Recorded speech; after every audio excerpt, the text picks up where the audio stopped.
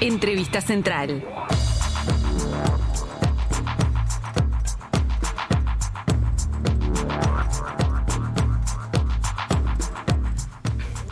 En diciembre del año pasado, el Senado aprobó un proyecto que busca reparar económicamente desde el Estado a las víctimas de guerrilla. Esto comprende a civiles, policías y militares heridos o muertos. En el caso de que la persona esté fallecida, se reparará a sus causavientes, o sea, a sus familiares vivos o vínculos directos. Este proyecto fue impulsado por Cabildo Abierto y, según dijo Guido Manini Ríos en su momento, busca que el Estado asuma la responsabilidad por los hechos. Este proyecto fue rechazado por CRISOL, la organización de expresos y presas políticas, y dijeron que esto constituye una afrenta a las normas de derechos humanos y una auténtica provocación a todas las víctimas del terrorismo de Estado. Para profundizar un poco en este tema, con una perspectiva de análisis de discurso enfocado en derechos humanos, conversamos con Mariana Chugar, docente e investigadora de la FIC. Bienvenida, Mariana. Buenos días y muchas gracias por la invitación. Bueno, lo primero, Mariana, es ¿cuál es la diferencia en la reparación a víctimas del golpe de Estado y a víctimas de grupos civiles armados? Bueno, esto es parte de un tipo de discurso que no ha surgido solo en Uruguay, sino que ya lo vimos en Argentina, también en el caso del Holocausto, que se ha denominado una especie de negacionismo, ¿no? Entonces, son estrategias discursivas que tratan de resignificar la memoria colectiva, el significado de esa experiencia de violencia que se sufrió, ¿no? ¿Qué significa el periodo dictatorial hoy? Y una de las teorías que existe, o que es una especie de narrativa que da explicación a esos eventos, es la de los dos demonios, se le ha denominado, que no solo se usa en Uruguay, sino también en Argentina y en otros países de la región, que trata de equiparar la violencia ejercida por el Estado de forma sistemática, planificada, con la violencia de grupos insurgentes, ¿no? Y acá esto se expresa a través de una ley de reparaciones que también tiene otra característica de estas estrategias negacionistas, que es el tratar de adoptar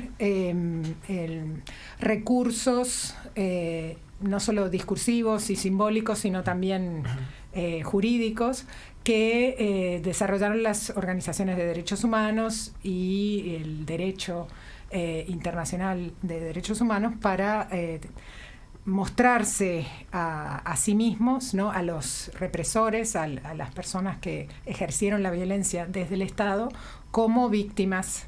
Entonces es una especie de victimización, de equiparar y utilizar estos mismos mecanismos, ¿no? La reparación es una herramienta jurídica que es parte de los derechos humanos, que se utiliza de forma de, bueno, reparar el daño hecho por parte del Estado. Esa es una de las formas en que se busca amendar el daño, ¿no? Una cosa, Mariana, ¿no? Porque estamos hablando de reparar, que hay una reparación para víctimas del terrorismo de Estado, porque aparte es un daño hecho por el Estado, ¿no? Acá se está buscando cómo reparar a personas pueden haber sufrido un daño directo o indirecto por grupos armados, cuando también eso ha pasado en distintas partes del mundo y en distintos momentos de la historia también, y no hay una reparación por parte del Estado para quienes han sufrido a manos de otro tipo de movimientos armados, ¿no? Claro, creo que acá el debate a nivel ético y a nivel jurídico tiene que ser claro, ¿no? No pasa por ahí, digo, pero justo No, pero creo que es importante porque se está tratando de utilizar ese vocabulario y esas herramientas con un fin nuevo. Y cómo lo hacen es desdibujando esa diferencia que existe entre la violencia ejercida por el Estado, que es el que se supone que tiene que proteger a la ciudadanía, con la violencia ejercida por grupos insurgentes. Claro. Y también que por causas justas o no justas se sublevan, digamos, en contra del orden establecido. Pero es otra cosa que el orden establecido utilice la violencia para controlar a grupos que están actuando de forma no deseada para ciertos grupos de interés.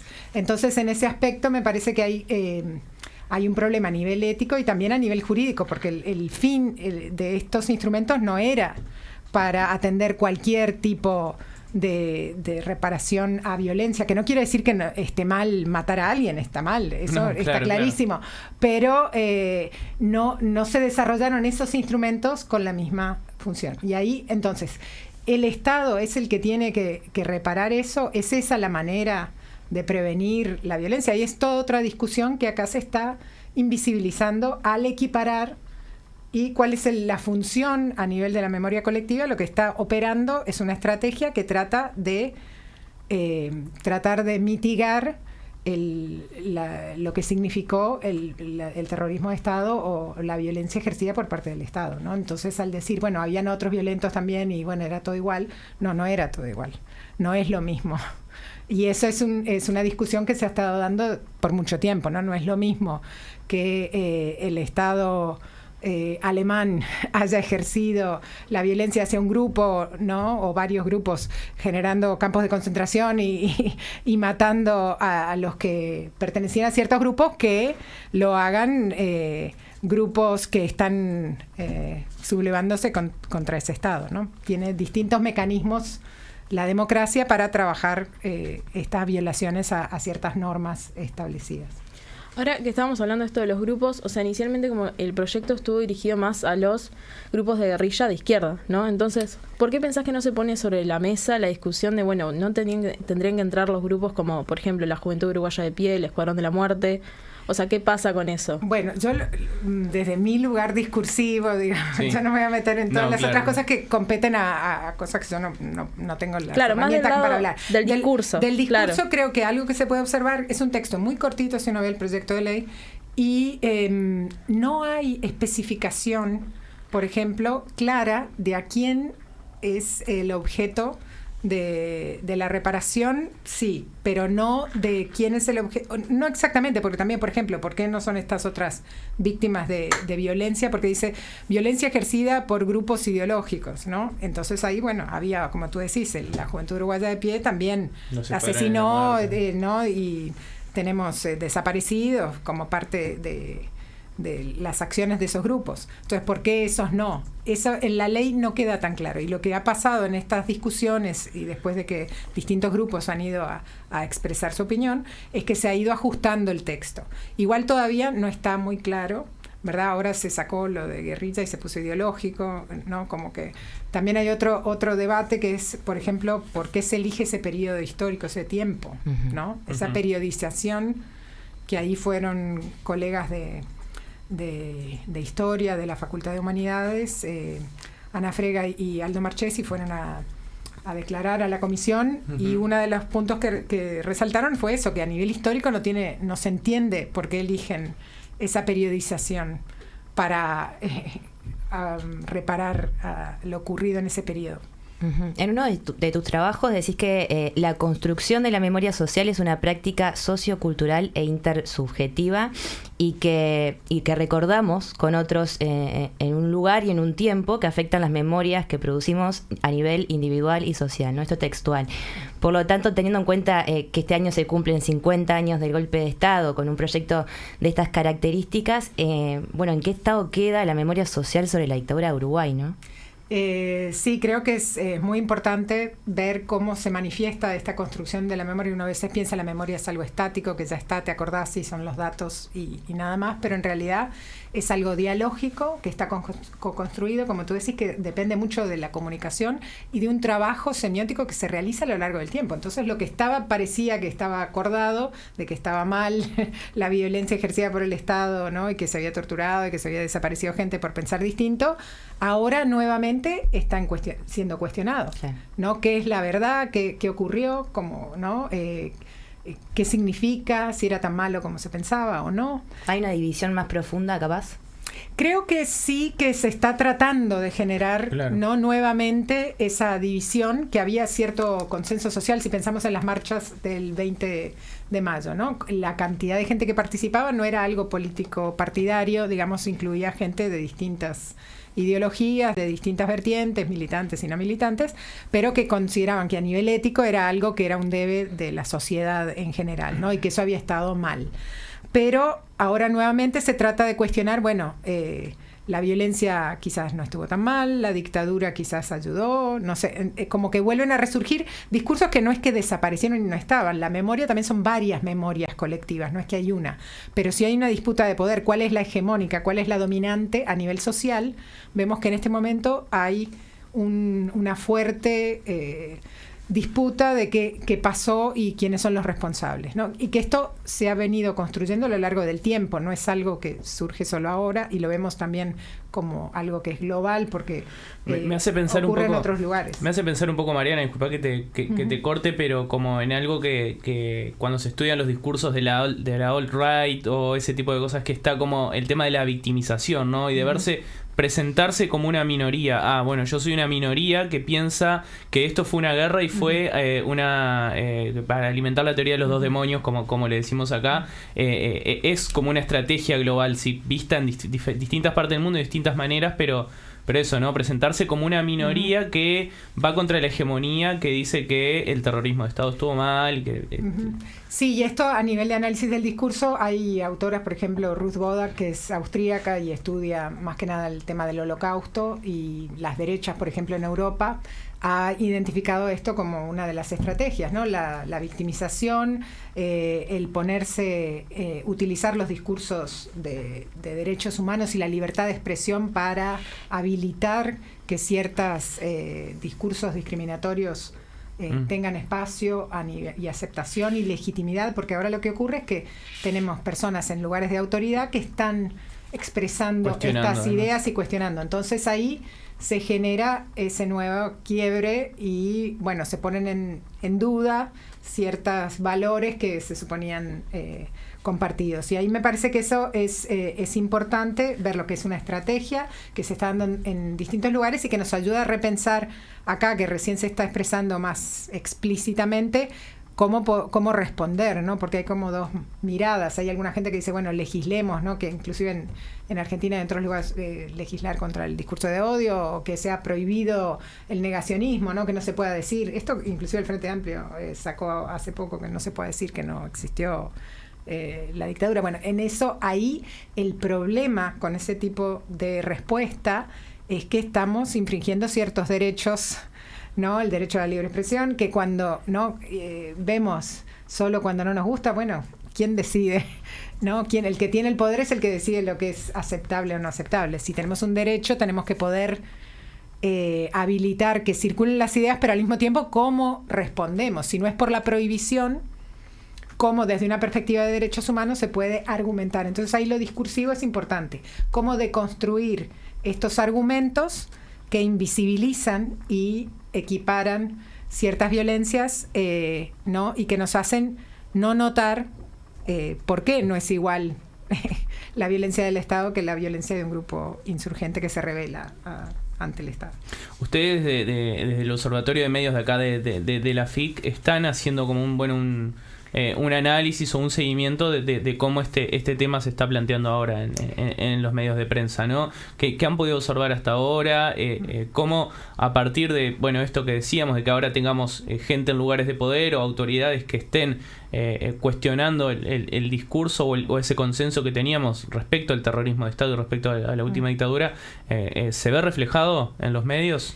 Sí, eso es algo interesante. Lo que estamos haciendo es un análisis de la cobertura de los medios de prensa escritos en Uruguay en el año 2022 sobre efemérides de, ¿no? momentos de celebración que están, o de conmemoración, que tienen que ver con hechos relacionados con la dictadura. Entonces tenemos el 14 de abril, el 20 de mayo, el 27 de junio, ¿no? como fechas clave, y vemos ahí que se produjo a nivel de medios. Y vemos en distintos tipos de artículos, los más informativos y los más de opinión, a ver qué narrativas, ¿no? Estas narrativas tipo Dos Demonios, ¿no? Que son como formas de explicar que identifican actores claves, asignan responsabilidades y muestran un contexto en el que se dieron las cosas. Y lo que observamos sí es que este discurso de los Dos Demonios ha resurgido, es un poquito distinto.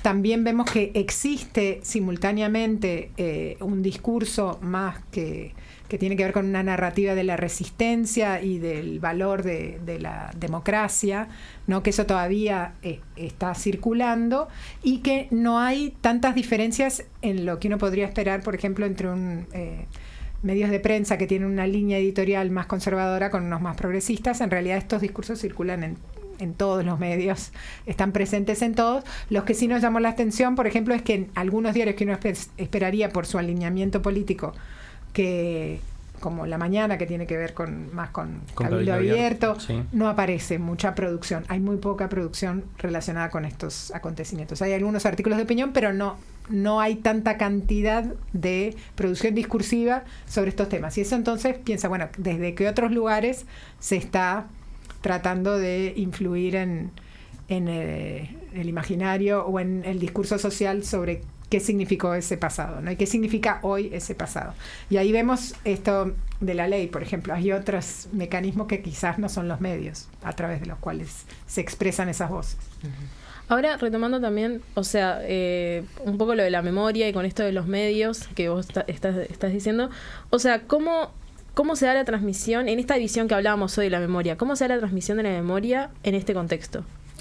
Bueno, ahí creo que es interesante que tenemos generaciones que no vivieron estos hechos, ¿no? Ahora cada vez son más las personas que no lo vivieron directamente que las personas que estuvieron ahí. Entonces, ¿cómo se transmite ese significado? ¿Qué se transmite, qué no? ¿Qué voces aparecen? ¿Qué historias y qué testimonios tienen lugar? Y vemos que han aparecido nuevos actores sociales porque tienen un lugar más importante a nivel social, porque se reconocen otros derechos, por ejemplo, los jóvenes, adolescentes, que sus historias no se habían contado, de los que eran jóvenes y adolescentes en dictadura, por ejemplo, hoy en día tienen un grupo, están organizados. La gente de Memoria en Libertad, ¿no? Por ejemplo, Memoria en Libertad, ahora hay otro nuevo grupo, Jacarandá, también está un sitio de memoria del Hogar Yaguarón, que fue abierto recientemente.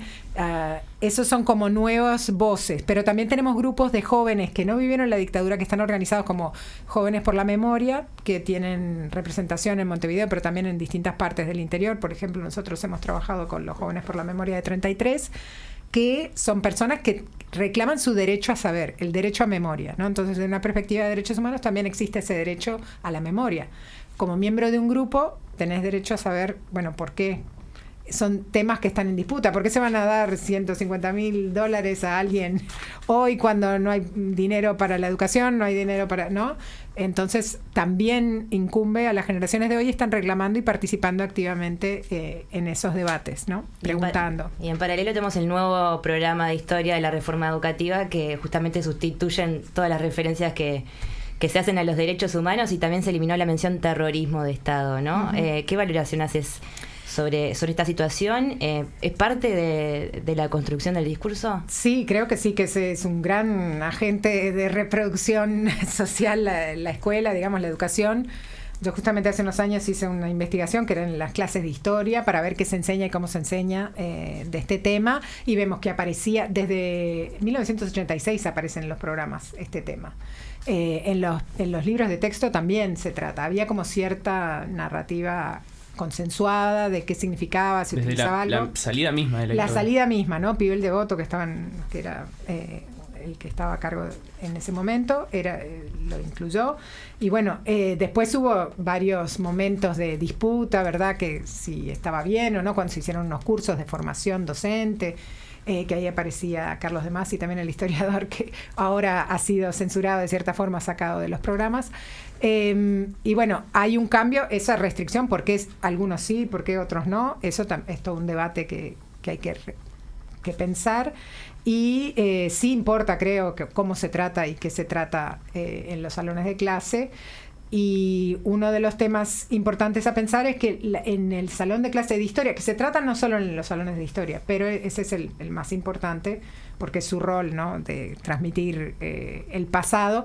No es lo mismo la memoria que la historia, ¿verdad? Porque acá tenemos un conocimiento disciplinar que tiene cierto método, cierta forma de validación, y ahí hay cierto consenso, hay ciertos datos, ciertas cuestiones empíricas que ya están establecidas. Entonces, por otro lado, tenemos textos que vienen más de la memoria, como el texto de Sanguinetti, que no pueden ser equiparados. El lugar de la memoria en el salón de clase para el pasado reciente es importante, y ahí muchos docentes, lo que yo observé es que hacían trabajos con estudiantes que le fueron a preguntar a su familia, a entrevistar a gente que vivió esa época, y se ponía en diálogo la memoria, lo que la gente recuerda, con lo que sabemos de y los hechos empíricos documentos. Y los datos, fechas, documentos, lo que hablábamos, como construir la memoria en relación con la comunidad también, ¿no? Claro, y ahí darle validez a esos conocimientos, pero entender que son situados, que tienen una carga del lugar desde donde tú lo viviste, te da otra mirada que es importante tenerla en cuenta, pero que no es lo mismo que verificar en los archivos quién estuvo haciendo qué, ¿no? Entonces una cosa es lo que a mí me guste o lo que yo piense que es bueno, y otra cosa es lo que ocurrió, ¿no? Y eso me parece que es importante, es una distinción que hacen las personas que trabajan desde la historia, pero que también a nivel ético es importante distinguir, y que no quiere decir que la memoria no sea importante. La memoria muchas veces es lo que permite expandir la historia, ¿no? El registro y verificar. Por ejemplo, hay un hecho importante que aprendimos en el proyecto Sujetas Sujetadas, es las expresas políticas mujeres. Cuando se hizo el estudio hecho por la Universidad de la República para documentar los crímenes en dictadura, ¿no? Los desaparecidos, todo ese registro que se hizo muy importante, quedó fuera, por ejemplo, la cárcel de mujeres de Tacuarembó, de Paso de los Toros. Entonces tuvieron que ser las mujeres que habían estado ahí que vinieran a decir, miren, pero también existe esta historia, ¿no? Y ahí vemos esa importancia de la memoria para ir diversificando y comprendiendo un poco mejor qué significó ese pasado y cómo hay historias mínimas, digamos, o historias de la vida cotidiana que también merecen estar, y no solo qué hizo el presidente Bordaberry o qué hizo el Parlamento, ¿no? Uh-huh. Mariana, muchas gracias por compartir este rato con nosotros. Muchas gracias a ustedes por la invitación y por tratar este tema. Ya sigue Comunidad Udelar, el periodístico de Uniradio.